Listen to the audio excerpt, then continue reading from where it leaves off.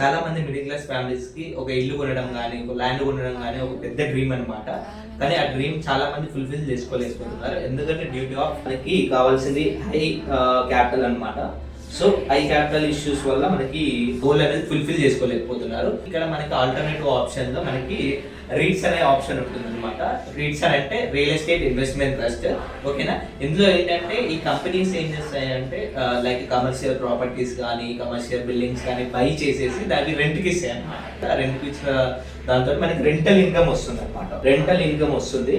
ఆ rental income అనేది మనకి ఈ కంపెనీస్ లో ఇన్వెస్ట్ చేసిన వాళ్ళు లైక్ షేర్ హోల్డర్స్ కి డివిడెండ్ అనేది మనకి ఇస్తుంది అనమాట. రెగ్యులర్ డివిడెండ్ అనేది ఇస్తుంది.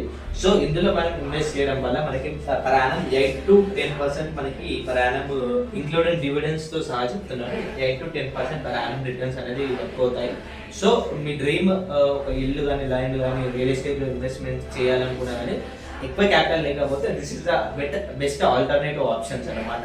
ఇందులో ఇన్వెస్ట్ చేయడం వల్ల మీకు 8 to 10% యాన్యువల్ రిటర్న్ వస్తుంది. దాంతో పాటుగా మనకి రెగ్యులర్ ఇన్కమ్ ఒకనే డివిడెండ్స్ వస్తాయి. డివిడెండ్స్ ఈ స్టాక్స్ లో ఇన్వెస్ట్ చేయడం వల్ల డివిడెండ్స్ కూడా వస్తుంది. డివిడెండ్స్ మీకు రెగ్యులర్ గా time to time me bank account లో క్రెడిట్ అయిపోతాయి అనమాట. So returns plus regular income, దీంతో పాటు మీకు లిక్విడిటీ ఇష్యూ అనేది కూడా మీకు చాలా బాగా ఉంటుంది. ఈజీగా మీరు లిక్విడేట్ చేసుకోవచ్చు. దీంతో పాటు అసెట్ డైవర్సిఫికేషన్ కూడా అవుతుంది అనమాట. ఓకేనా, అసెట్ డైవర్సిఫికేషన్ మీ పోర్ట్ఫోలియోకి మీ నెట్వర్క్ అనేది మీకు ఇలాంటి బెనిఫిట్స్ అనేవి ఉంటాయి. అసెట్ డైవర్సిఫికేషన్ అవుతుంది. సో మీ స్టాక్స్ లో ఇన్వెస్ట్ చేయాలంటే కింద కామెంట్ సెక్షన్ లో REIT అని కామెంట్ చేయండి. నేను పర్సనల్ గా నేను స్టాక్స్ అనేది ఏం చేస్తాను.